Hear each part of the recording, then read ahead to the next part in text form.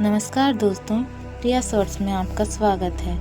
आज हम बात करने वाले हरितालिका तीज के व्रत की और वह क्यों इतना खास है, इसकी पूजा विधि क्या है और कौन सी सामग्री चाहिए।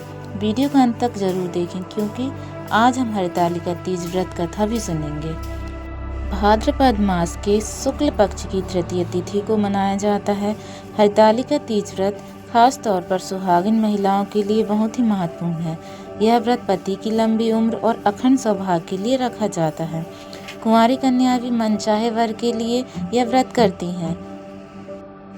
इस साल हरितालिका तीज का शुभ मुहूर्त सुबह 6 से रात के 8 बजे तक है। शाम का समय विशेष रूप से शुभ माना जाता है।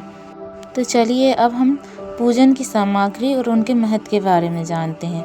पूजा के लिए जिन वस्तुओं की आवश्यकता होती है उनका भी अपना महत्व होता है, जैसे शिव पार्वती की मूर्ति और शिवलिंग शिव पार्वती के विवाह का प्रतीक है। बेलपत्र भगवान शिव का प्रिय है।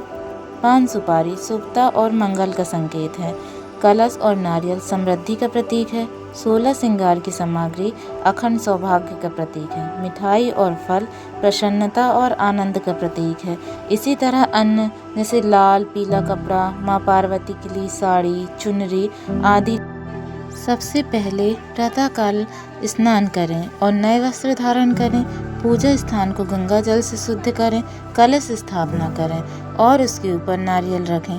शिवलिंग या शिव पार्वती की प्रतिमा या फोटो को स्थापित करें। अब उन्हें जल, बेलपत्र, पुष्प, धतूरा अर्पित करें। माता पार्वती को 16 श्रृंगार की सामग्री अर्पित करें। रोली, चावल और हल्दी से तिलक करें।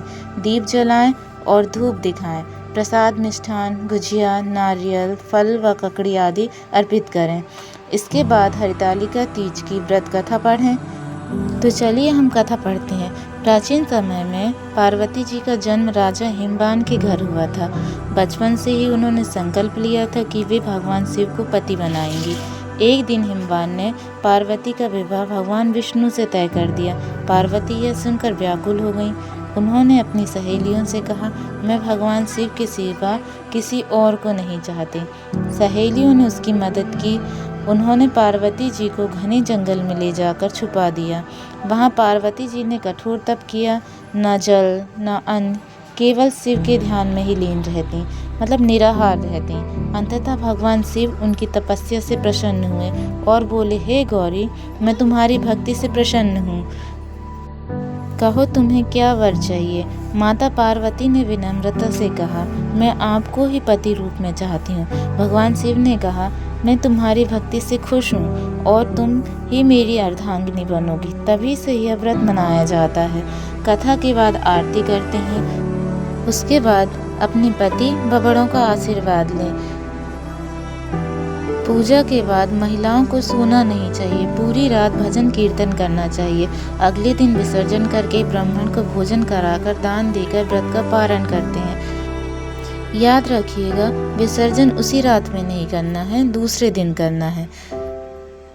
दोस्तों, हरितालिका तीज केवल एक व्रत नहीं बल्कि यह समर्पण और प्रेम का प्रतीक है। आप इस बार यह व्रत कैसे मनाने वाले हैं, कमेंट में ज़रूर बताइए। यदि आपको यह वीडियो आपके लिए उपयोगी रहा हो तो लाइक, शेयर और सब्सक्राइब करें। चलिए दोस्तों, अब मुझे इजाज़त दीजिए। मिलते हैं अगले वीडियो में। हर हर महादेव।